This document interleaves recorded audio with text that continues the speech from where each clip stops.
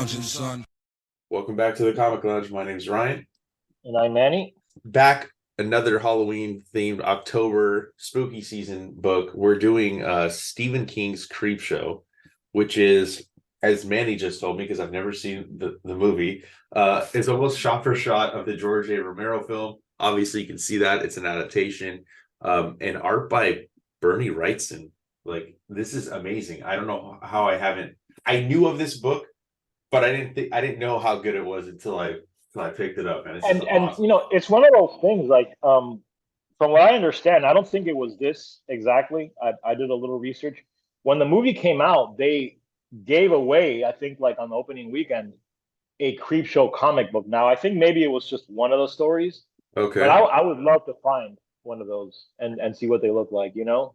And I don't know what story it was, but I know they did that because when Stephen King wrote the screenplay, he was writing it with the idea of making it like a Tales from the Crypt, which is obviously what this is sort of like, you know, being an homage to. I think the idea of having a comic book to go along with the movie was probably always, you know, in the cards alongside the production. And Bernie Wrightson and Stephen King have a history because Bernie Wrightson did all the art for Cycle of the Werewolf, which is like this novella that Stephen King did. So there's a history there. What? I don't even know. How do I not know about that? We'll talk about it offline. We'll talk. You gotta let me know. I gotta go get that book now because I had no idea that even existed. Yeah. But look, and this Jack Kamen cover, I love the Dawn of the Dead, the Shining and the Carrie posters in the background. I love that. Yeah, man. It's such a classic, like, you know, I mean, and Jack Kamen is an EC artist, so they went for an actual EC artist there, and you know, Bernie Wrightson has been doing horror comics, you know, for his whole career, so like they purposely put together a fantastic package to make this comic. Yeah, hey, this kid's book is no longer going to be a 9.8. He's rolling the cover. Oh man, dude, somebody call CGC. Yeah, but this came out in 82. First of all, I really cannot believe that this escaped me for so long that I just didn't pick it up, because I love Stephen King. He's one of my favorite writers, and I think it's evident that he loves comic books too, because he wrote that essay in Batman 400, I believe it was, too. So he's definitely a comics fan. He did the Dark Tower books were not all of them, but there was a lot of Dark Tower comics that were coming out early 2000s that were phenomenal. And I know he was writing, or he was co-writing them, I think. Huge comic book fan, so it makes sense that he would want to do something like this. I love that it's an anthology, but it's a two-man anthology. I like the host too. Like you said, it's kind of a Tales from the Crypt. Again, I have no context for this. You have more context in terms of what this is than I do, but coming in even fresh, like not knowing, it still was great. I love stuff like this where, you know, you get little stories, nice little 8-pagers wrapped up neatly. Yeah, and they're done in the classic, you know, EC style. Like, you know, they're kind of morality tales, usually involving some kind of like revenge motif at the end, or somebody get what they deserve, you know. And you know, these are all original Stephen King stories. You know, he didn't base them on any other comic book story or anything. I mean, they're like EC stories, but none of these are like interpretations of an EC. And I also think this is one of those things that, like, I've never really seen this book in too many comic shops, but I've seen it in a lot of bookstores. I did. You know what? It's funny. I told you I didn't own the book. I got an old copy online. Then I went to Barnes and Noble last week, and I saw a brand new copy of a new printing. I'm like, you got to be kidding me, dude! I never see this book even when I go to stores. But I love this. That's really where I've seen it. You know, but you don't see it often. But I have seen it there. The font is great. Yeah. I love this Father's Day story. Oh yeah. That's the one that opens so you know, you got this family that's like, you know, talking about how their aunt, you know, murdered her father, who was like you know, the patriarch of the family, but was also kind of an abusive person, and she's coming to visit for dinner. This fucking guy too, he was a monster, and if she did kill him, I say more power to her. Bravo. They're just talking about her killing, they don't even give a shit. Yeah, it's you know, it's written with a tongue-in-cheek attitude too, you know, because it is going for like the feel of these old EC comics. So like, there's a lot of puns and a lot of like dark humor. Yeah, I think of all the stories, I'm not. This might have been my least favorite story. I like Hmm. the ones that follow, but I do think it's a good like kind of opening and like gets you into the type of stories that you're going to be reading. But I love how she just is such a drunk, dude, always with the booze in her hand, and then here like, oh my god, like I can just Yeah, like these are imagine like the works of like the rich people that like are just this like if like that almost annoys you as you're reading it, the clacking of the cane, yeah. like it almost pisses you off to the point where like then you're like you just see red. And I like the way that Wrightson is using the borders on these panels to show you that it's Mhm. a memory, like a memory. I would love to see the script for this and see how much Direction. was how much direction was given to Wrightson, because I mean Stephen King grew up reading EC comics, so like I'm sure he had an idea in his head of what he wanted it to look like, and I'm sure picking Wrightson was a conscious effort, not just like, oh, who could we get? No, we need to get this guy, like. Yeah, I have to think that like I mean his books are very descriptive, so Yeah, I they can only are. imagine like what his scripts for a comic book would be, but it's not super text heavy though on the pages. Like No. he does let like Yeah. this kind of like the art breathe, for lack of a better way of saying it. But Yeah, I mean it has like just about the normal number of words and stuff. It's not oversaturated with caption boxes or word balloons. He really does let, Bernie shine and do his art. fucking dad too, like I want my cake. Where's my cake? He just keeps smacking his stupid cane, and she fucking just bashes his head with that ashtray, dude. I love it. And Happy he Father's Day, Daddy. We'll have that cake later. and it's all because like he took her fiance away from her too. So Yeah, like she had him has killed. yeah. And so like now she's at the grave, and this is where the supernatural element kind of takes play. I love this where you just see her boozing it up at the gravestone, and then the hands just come up out of the dirt. And in true EC fashion, and also Stephen King, which is something I've always loved about him, is that like sometimes there's very little explanation for why some of this stuff happens. It just does. And it's just like it's not so much about the why, but like the how it happens and to who it happens, which makes Stephen King so great. And Mhm. and that's present here. I mean, the guy just comes back to life, and it's just like one of those things where it's like the universe righting a wrong, maybe, or like people getting what they deserve, which again is part of the EC thing. If you go back and watch the Tales from the Crypt show on HBO, which did adapt a lot of the old comics, usually it's about someone doing something wrong and then getting what they deserve. And there's also usually not that many good people. Everyone's kind of a piece of shit in some of these stories. Yeah, it's funny. I was reading I did I did an episode on the House of Mystery, the first appearance of Swamp Thing, and that Uh-huh. I didn't realize that issue had three different stories, but that's also kind of what happened too. Like everybody got their comeuppance at the end, Yeah. and it was like Yeah. short little stories, kind of like this. And I had no idea that that's what that book was like, but I mean, it makes for an interesting story, because like Hmm. there's horrific stuff happening, supernatural stuff happening, but it's really people getting what they deserve at the end of it all. And I And love I would this love to see more horror anthology the comics like this. I think it's something maggots that should be. in the Oh eyes. yeah, dude. That's a nice. I mean, that's Wrightson being Wrightson and drawing like insane amount of detail. God, he was such a master of the craft, dude. One of the best, man. So she gets Great pulled. printing on this too. The pages, have a nice kind of matte quality to them, and like the Mhm. art looks appropriate for like what they're trying to capture the feeling. Yeah, and luckily this is an old copy, so it has that old book smell as I'm reading it. Yeah. It kind of adds to like Yes. I know it what you're adds talking to it, about. yeah. But I love that, he's gonna go get Aunt Sylvia, who's supposed to be at the gravestone. Or no, he's gonna go get Aunt Bedelia, but she's gone. And as he's like looking for her, he finds the empty bottle of booze, and the soil is kind of looks like it's been dug up, and he He falls gets in. sucked in, dude. It's crazy. And then the headstone falls on him, and then Yeah, you got the zombie. Where's my cake? Great panel too of the zombie yeah. walking with where's my Well, yeah, and cake. then you just have the hand draped over the headstone that fell on Yeah. him. You can feel the weight too, right here. Yes, you can. Yeah, you really do. Just like the way that the body seems pushed in there. So she, the I guess the matriarch now of the family is like looking for Henry, right? And then you just see the zombie. It's Father's Day and I want my cake and I mean to have it. Yeah, that's a famous scene in the movie. Look at the way the sound effect right there, the crack as her neck gets twisted. I Ah, know, man. it's unnerving, dude. And then the head, the severed head with the candles on top. And that's how it ends. I love that that's the way it ends. That's so awesome. And then you got the creep character, making a pun and a joke at the end, which again is, what the Crypt Keeper used to do on in Tales from the Crypt. All right, then we get the lonesome death of Jordy Verrill, which I really enjoyed this story. Hmm.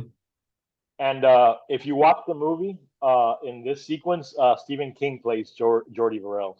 Oh, really? That's Yeah, awesome. I gotta watch it. Is it on HBO? Do you know? Creepshow? yeah. It's on a. It should be really easy to find. I was actually gonna watch it in the next couple of days, and I know it's on there somewhere. Okay. But if I'll you have to look, you look for should be that. able to find it. Yeah, and it's one of those things that like it'll be on somewhere in October. You know what I mean? Like some place is gonna have it streaming or some. It's it's an evergreen movie, so Yeah. you should be able to find it.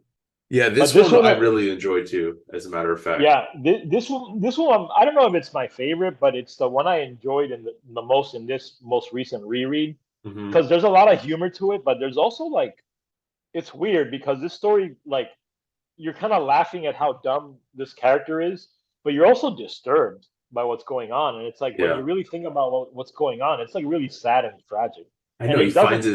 finds this asteroid, then he get like as you can see, like he's imagining like, oh, I'm gonna get all this money for it. And Yeah, then he goes he's to kind of like a dumb hick, he's like a he's an country idiot. bump. Yeah, Yeah. He touches it, he burns his hand, so he goes under and tries to cool it off. And then he pours it on the asteroid and then it cracks. So he and then realizes he's he's like, not "Oh, gonna. you've done." Yeah, I love the way he talks to himself Oh, too. you Like, done it now, Jordy Verrill, you lunkhead. yeah, I know that's how I read it. I kept reading it with that stupid hick fucking accent in my yeah. head the Stephen entire time. King in the movie does that. Like he's not a great actor, but it's really awesome to see him do it, and it works. I think it works. Yeah. And then he sees this like weird goop go on him. He's gonna try to glue it back together. I mean, it is really so dumb. And then like we start to see like, oh shit, what did that stuff do to his hand? Yeah, it's like growing green moss, and you can Yeah, tell by the phone he's using here and stuff. This is probably like what, like the 1940s, maybe something like that. Like probably it's pretty. earlier. Yeah, it's pretty much back in the day. Yeah, because I Or mean, no, well, who there's a calls? T. Yeah, but there's a TV though. There is a TV. You're right. Yeah. Yeah, so Oh, maybe it's dude, just that Jordy lives so far off the grid in a way that he doesn't really have too many modern things. this part here with the tongue, fucking it. Oh man, that one gave me chills, dude, when I saw that. For some reason, it just like it Yeah, grossed me out more than anything else. And it kind of reminds you, like as you can see, it reminds me of Swamp Thing. yeah. I was gonna mention that a little bit later too with the ending. But you see But that yeah, stuff is like growing everywhere. He doesn't understand why it's and growing. it started growing more when he started trying to wash it off. So water makes it grow, and then it's growing all over his house. He's trying to get himself drunk so he could at least get through the night. He wakes up, it's even worse. Yeah, this is when it started to get kind of disturbing, and like it went from being kind of funny at first to like I don't know. I really felt sad for this character at the end. Like Yeah. it's the idea that he's alone and all this is happening. It's like you said, it's unnerving, man. And then These stories all have a way to make little moments unnerving. then he sees his dad, and his dad's telling him, like, no, dude, you can't get in that water. You're basically signing your death. Say it doesn't matter. I'm a goner anyway. And he gets in Yeah, there, and then you just see like the house is overtaken. He thinks he's better, but then several hours later, he's just yeah, completely covered in this moss. yeah. And then what does he think to do? He's like, he can't deal with it anymore. It fucking blows his brains out. But then it leaves you on this like cliffhanger because like oh, and then it says that there's going to be rain, which means it's going to just completely overtake this town. But is he dead or is he not? Right. Yeah. Yeah. Again, that's classic EC2, which like these ambiguous endings that may lead to something bigger. Things sometimes don't end well at all. So that tracks with the kind of story they're trying to tell. I love that image of him. Like does look like Swamp Thing. I mean, that's a nice touch. And we Yeah. get this story, The Crate, which I believe this might be the only story. I gotta look it up. I meant to. I think all of these except one were written for the movie, and I think one of these stories, and it might be The Crate, was a short story that Stephen had already written that he sort of adapted. Yeah. I'm not sure on that, but I'm pretty sure. Yeah, this one was good. I think that, of the three that we were talking about so far, like the one we just talked about with Jordy is probably my favorite. But you have this like husband and wife, and Billy, who's kind of like, she's like this big flirt, and her husband like can't stand her at all Yeah, at this point. And he just wants to be rid, and she kind of makes fun of her husband as she's talking to like all these other guys too. And then you get this like mysterious crate comes into play, and this is where things get like insane, dude. yeah. So the security guard finds this crate He's a under a janitor, right? staircase. Isn't he a janitor? Yeah. Yeah. Yeah, he is a janitor, not a security Yeah. guard. You're right. And the crate's labeled like, I mean, geez, like, over 100 years prior. So he calls the doctor to come take a look at it, and then one of them swears that they felt Like it shifted. it Something in there shifted. They shifted, felt, yeah. yeah, and he says like if something was alive in there, 146 years. So Yeah, that's how crazy. long Like, that how did crate's this been. get Yeah, here, right? Yeah. And this is also at the university, by the way. yeah, That we didn't mention that, but and then we get Billy again, like she's gonna go out. probably go fuck somebody or something. I mean, that's the Probably. implication is that That's she's what I having an affair. Yeah, that's Yeah. what I kind of figured. If do me a favor, Wilma, have a few more on the way in and kill yourself, you mad dog bitch. That shit made me laugh so hard. See, the movie does stuff like put thought balloons over people's heads sometimes and stuff, so it's pretty cool too. Oh, that's If you dope. don't, I really have to yeah, see that movie now. yeah, But look, they break the chains, right? Start prying it open, and you just see these fucking eyes. And then it continues, right? You hear this like sound happening, but then he puts his hand in and he just gets sucked in. yeah, and then whatever's in there just devours him, man, like in entirety, bones and all. Like That's it seems fucking almost like the crate just swallows him up. Oh my god, with that sound happening in the background too. And look, dude, right here too, it says Mike's screams are cut short, replaced by the sounds of crunching, Crunching of bones. cracking bones. Oh, then this Again, student comes disturbing. over. Yeah, very disturbing. And you just keep seeing the blood drip. And then the student comes up and sees him, and then they go and they see like the blood that's been dragged through, and the crate's just gone. Yeah, it's pretty gory. And again, those EC comics back in the day, they didn't shy away from this kind of stuff. Oh So no, they're covers. I mean, like that's why the yeah, whole, seduction of the innocent.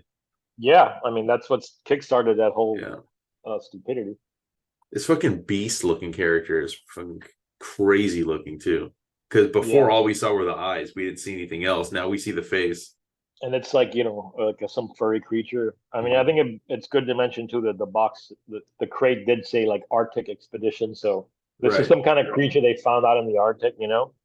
Again, very very little explanation. Like it's mostly about the situation, which I always like. I don't need to know the backstory of this monster. Like it just needs to be in the story and work. No, Great yeah. lettering too in this. Oh yeah, the lettering in this book is fantastic. I love the coloring too, because like Yeah, how it's just like red here and then it goes red there and you don't really see like, but in this panel he's colored normal. yeah. He's just getting pulled back into underneath the stairwell, dude. Like, what is And this? the movie's lighting is like that too. You really should check out the movie because the movie is very much done in the style of a comic book. I'll definitely, yeah, like I said, I'm definitely going to be looking for it to check out within the next couple of days, because I just like the book. Yeah, I I think you'll finished the like it. book. Well, it's been a couple of days since I finished the book before we recorded, because I wanted to make sure I had enough time. But I breezed through this one too. Yeah, man. It's a quick read and each story is short. Again, I love anthologies and I'd love to see more horror anthologies like this. I mean, Image did do a Creepshow series, and they're on volume 2 now. I Yeah, think the yeah. first Oh, volume really? was 4 issues. With So Skybound, yeah, yeah. yeah, They got some really great creators attached to it too. So I'm definitely gonna yeah. try to pick that I up. know they had Garth Ennis in the new one in the volume 2. He wrote a story, Hmm. and then of course you got Henry is trying to lure Billy back to the university now. Now that he knows what's in the crate, he's like, I'm gonna get rid of this bitch. Like But this is all him imagining it, though, yeah, yeah. right? It's Like imagining what it, he but wants to it's do. what he wants to do. Yeah, But again, you see what I mean? It's just like, yeah, Billy's an awful person, but like, does she deserve to get murdered? I mean, Henry's not a he's no peach either, you know? Like, Yeah, and Henry writes this letter to her. I like that effect too, where like she's holding it, but then we have like the paper floating hmm underneath. and like the curve of the paper to make it, and not just like a not just a caption box, but an actual, piece of paper. Dick Stanley, a sex fiend. And what does he do? Oh my god, this is where it gets fucked up. So he takes Yeah. her and he fucking throws her under where that creature is. Come on, wake up, whatever you are. Wake up, dinner time, poison meat, wake up. Just tell it to call you Billy, you you bitch. Yeah, I mean, she's a terrible person. I mean, she's Yeah. fucking belittling him at all times, you know. And dude, the way the creature bites her on the fucking face, man, And then that's looks pretty back at brutal. Henry too. Offer it a drink and tell it to just call you Billy. Because that's what she keeps telling people at all those parties. And But then they're gonna it obviously doesn't end come there up with though. a they're gonna come up with a plan to cover their tracks. I just noticed that the crate says via Julia Carpenter. I wonder if that's a John Carpenter reference. Oh yeah, I didn't even think about that. It probably is, yeah. And then, of course, yeah, they say we're gonna, they're gonna go to a quarry, Ryder's Quarry, which is like a new nearby quarry, and they're gonna just dump the chained up crate into the water, and then It's that's funny where it too, ends. because it's like, why does this thing keep going back into the crate too? You'd think it wouldn't, like, Right? Yeah, yeah. but it doesn't Like, why explain does that either. And then look, they dump it in the fucking water, but it's not. I, It's I not gonna love the save image them. of the creep on the lettering there, Next story, something to tide you over. Start with this dude's head that's just buried underground. who is in the movie. It's Ted Danson, and Leslie Nielsen is the older gentleman. Naked Jones, Leslie Nielsen. Yeah, there's a lot of at the time, a lot of the actors in this movie were pretty well known. So it was a big production. I mean, like I said, they handed out like a little comic book at the opening screening. So this was like it was a major release, and this book is put out by I think Simon and Schuster. I think so, yeah. I love that he like So is burying people that are watching the tide come up. yes, What the that fuck? what a fucked up. Yeah, it's Simon and Schuster. What a fucked up way to kill somebody, man. Yeah. And then you And then watch the last person that it happened to. Like that's twisted as fuck, dude. sign of its times, it being a TV and a VCR. Yeah. Where the hell did he plug this TV in? Yeah, that's true. Yeah. Where did he? Oh well, It's like, oh, it's wired going all the way up to the house, I guess. yeah, that's he got a long extension cord. And then he So yeah, looks, then he's like, oh shit, it's all chewed up. And then you just see the body come out from the water, dude. And I love this, dude. The squish, squish. Like you can feel yeah, like the wet yeah. In the shoes movie, it's walking. done very well. And one of the most famous images in the movie is of the waterlogged zombies coming through the door. Well, yeah, that's what I was gonna say. Like it's interesting too. Like you don't just have like somebody coming out from the water that's dead. Like you show that their body kind of like gets swollen.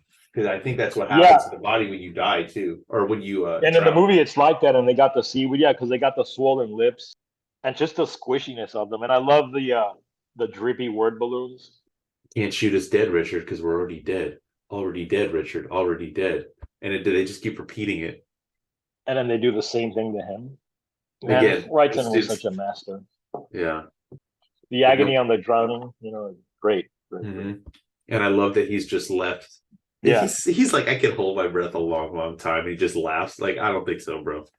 he's going crazy. And then I think this is the last story, right? They're creeping up on you. Yeah, I don't like roaches. I have like a weird fear of them. So this one was really effective for me, and the movie I'm even not more trying to I'm so. not trying to laugh at you, but I get it. I don't have a fear of them, but I can't stand them either. Yeah, I mean, I know they can't hurt me. You know what I mean? It's not like I'm afraid of them hurting me, but I'm just, I don't know. Especially the ones that fly that we got up here in Yeah. Florida, like the palmetto bugs.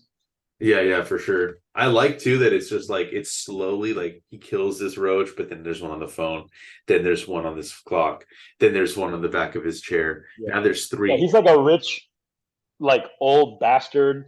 Who's like got like he's a germaphobe, and you can tell by the way he's talking to people on the phone that he's a fucking dick.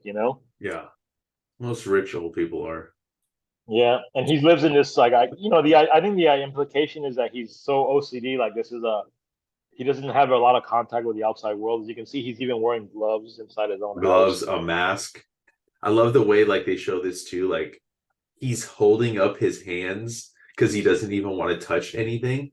Like Yeah, that's like an added element that like I don't know how to explain it, but like you only know if you know that that's a part of somebody that has like really bad OCD, right? Like you don't have yeah, to necessarily put that in the art, but it definitely adds yeah. to the Those are characterization. the things that make this so special, man. Like again, that's Stephen King paying attention to detail, probably, Yeah. and Wrightson responding. Oh, dude, the roaches are just overtaking now. Yeah, man. This is like my nightmare, dude. Yeah, yeah. And in the movie, it's. I mean, they're using real roaches, so the movie's definitely gonna trigger those feelings when you watch it. I love the way this dude's face looks in the people. It's a good perspective drawing, Oh my god, dude, they're everywhere. and he's just kind of given up at this time. It's like, what the fuck can you do? And then And you also find out like he so murders he's someone. killed people too. Yeah, yeah, yeah. I was just say you find out that he's had people killed and he's killed people. And who's the person And talking to him on the phone? Oh, yeah, Lenore Cast. Okay, yeah. So he gets that call from Lenore Castlemeyer, wife of the man yeah, you murdered this afternoon. And he's just like, how the heck are you? I hope they keep hell hot for you, son of a bitch. And then look at this, dude. Like, how many of you killed, you monster? Only the stupid ones. So that also like kind of plays into like a killer who's like very like anal. Kind of reminds me of like American Psycho. yes, yeah. Good call, man. Yeah, man. The roaches there in the mirror, whatever that is that he's looking at, and then it just completely overrun the apartment. I like too, like the under the mattress, under the blanket, the way the you Oh see like yeah, the that bumps in shit is there. Yeah, creepy as fuck. it Yeah, is. Yeah, the phone starts cracking and they come out of the phone. it's nightmarish, man. I mean, I don't think you need to have a bug phobia to get freaked out by this. No, Like and then this last panel right here where the roach is coming out of his mouth. yeah, Oh my god, dude! And then just yeah, this last page. always. Each of these stories ends with such a great like splash image too. Mm-hmm. Yeah, this And is again, I just think that's pretty much an EC tradition because they usually end with like a big like splash ending. So you got a better back cover than I do. You got the old school Stephen King picture. That's the one that I grew up looking at. yeah, this is the first printing, I believe, Yeah, to my knowledge. But yeah, what a great anthology. And it's yeah. funny that it hasn't really been touched, at least to my knowledge, until Skybound has done this current volume. But I mean, No, yeah. it obviously did well enough that they're doing a second one. I definitely am gonna be checking out the movie. And there's a show too. Shutter, the horror channel, has a Creepshow TV show, which is basically just like like your anthology horror show. I think they come out with episodes around this time every year, and they even did an animated one, which was really cool. Oh, that's And awesome. There's also a Creep Show 2 movie. They never made an adaptation for that. That one's not as great, the movie, but it's still probably worth watching. For sure. Well, I'll definitely check out the movie. Definitely gonna try to pick up that first volume so we can talk about that this month. Yeah, But I love this. I'm so glad you recommended. it's great, I'm man. so glad you suggested we do this for the month Yeah, of October, dude, because I absolutely loved it. And if you can find yourself a copy, get out there, buy yeah. one. It's not super expensive. You can get one of the newer printings too, which are super accessible. And make sure you continue to follow us all month long for some more awesome horror stuff, Halloween themed episodes. And make sure you like, follow, subscribe, hit the bell icon so you're notified every time a new vid drops. And on that note, we're out. See you next time, guys.